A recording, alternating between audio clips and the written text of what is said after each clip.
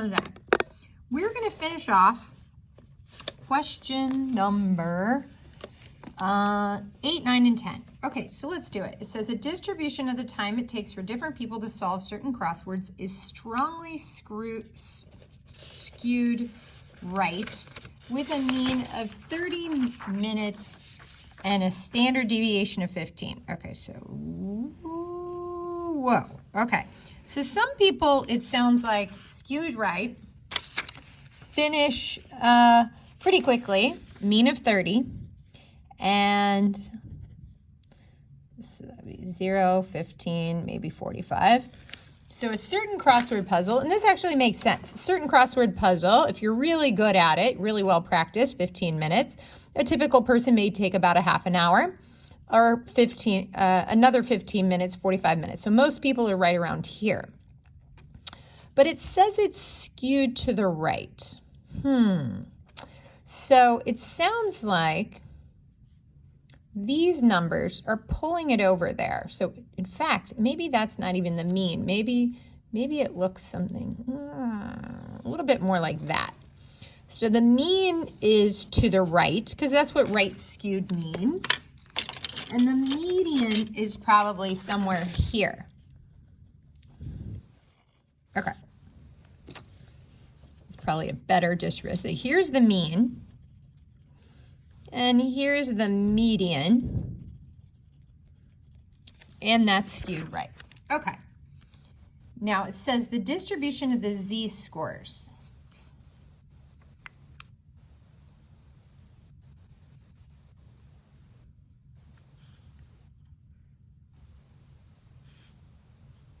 So reading each one of these choices,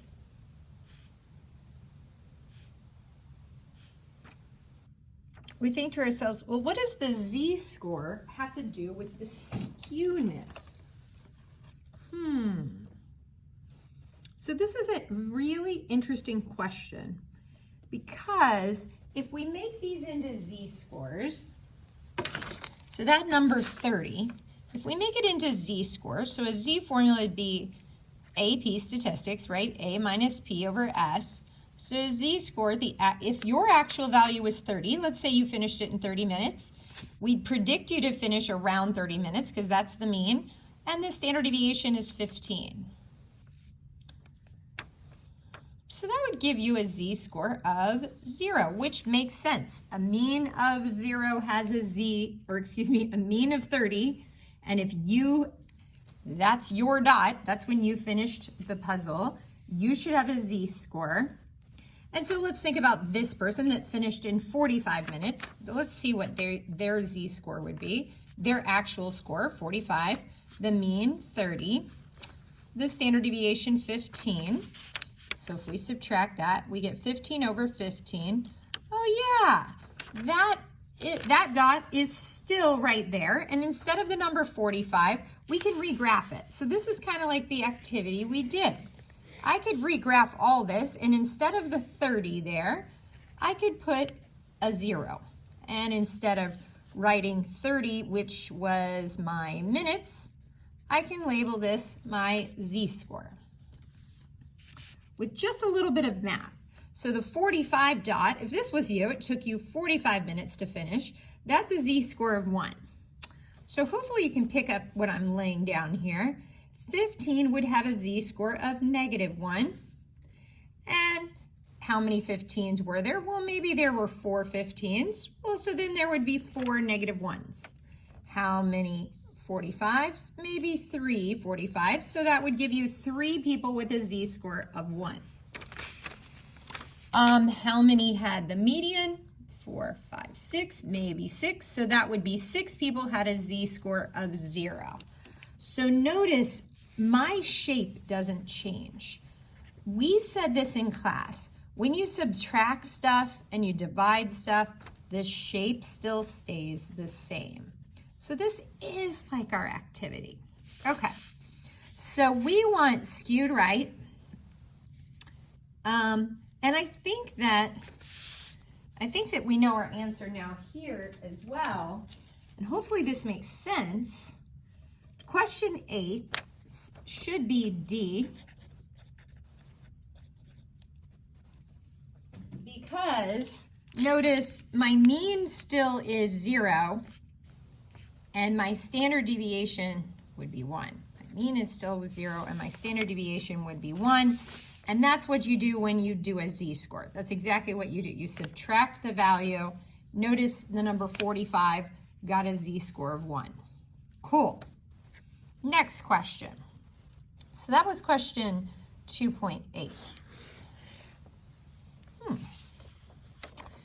2.9, the Environmental Protection Agency requires the exhaust of each model of a motor vehicle to be tested for pollutant. The level of nitrous oxide in the exhaust was found to vary, but it's approximately normal. So everybody's gas tank doesn't put off the same amount of exhaust, but pretty much the same, with a mean of 1.45 grams, okay? And a standard deviation of 0.4. So this would be 1 standard deviation above would be plus 0.4. 1 standard deviation below would be minus 0.4.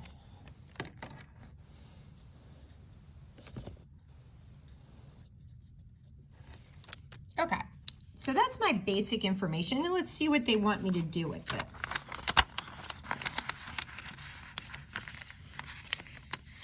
So it says, which of the following is the best estimate of the proportion of the light trucks in this model greater than 2 grams? So greater than 2 would be somewhere over here, because I have the number 1.45 and the number 1.85 and the number 1.05. So hopefully it makes sense that this would be where 2 grams or more lives.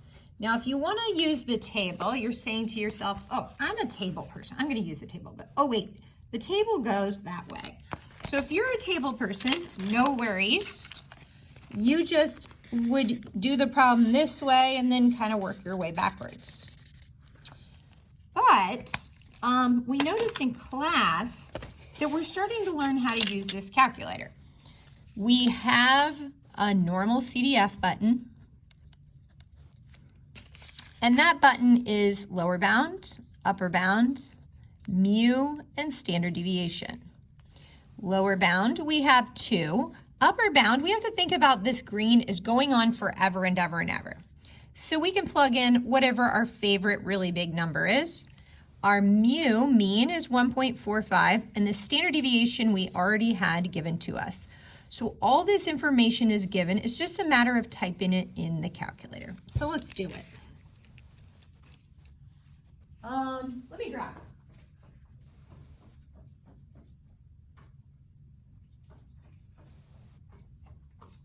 Here we go. So we'll practice this day of the test. It'll be fresh on your mind. But here's a little refresher. So we go down to statistics, distribution, normal CDF. There it is.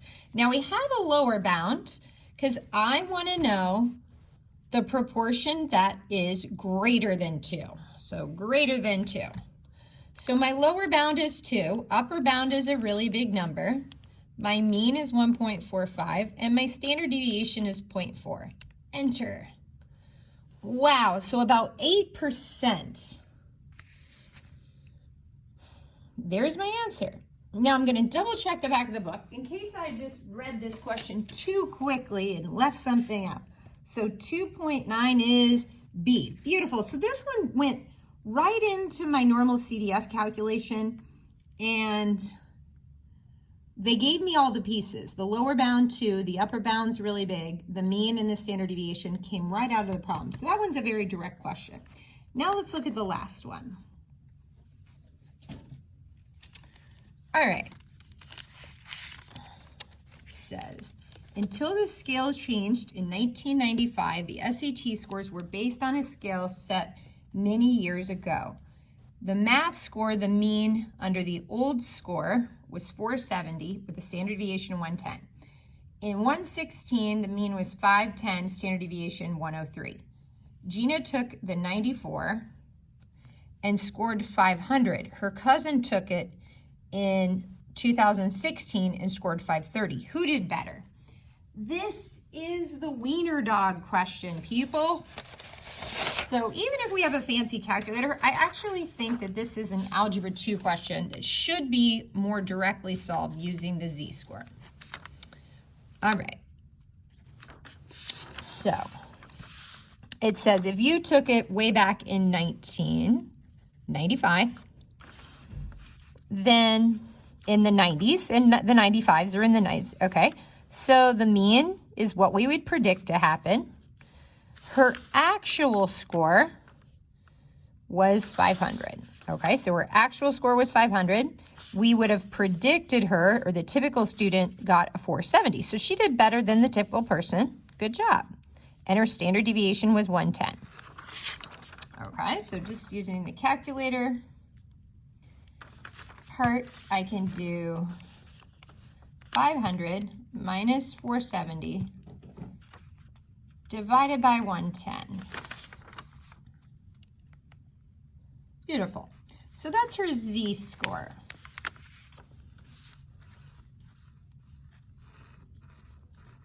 Okay. So she just did slightly better than average.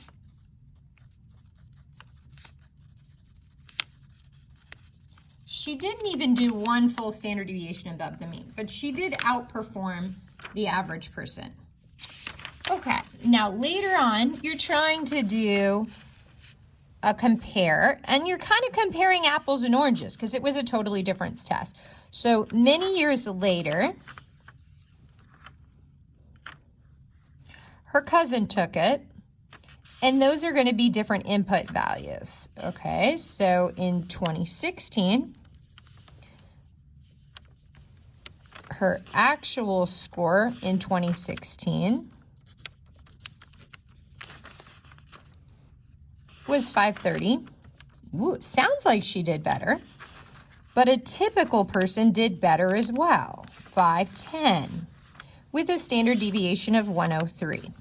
So this is the perfect way to compare, just like my wiener dog and Labrador. So I'm going to take 530 minus 510 divided by 103. Bam. Ooh. So her raw score is quite a bit bigger, but relative to her peers, she did not outperform. So her z-score. And remember, we want a complete answer. But this is multiple choice. But let's figure out who's in 16. Her cousin Colleen is in 16. So Gina took it before. So this is Gina, and this is Colleen. Okay, so let's see what our answers are. Who did better? Well, it says Gina did better. Her standardized score is higher.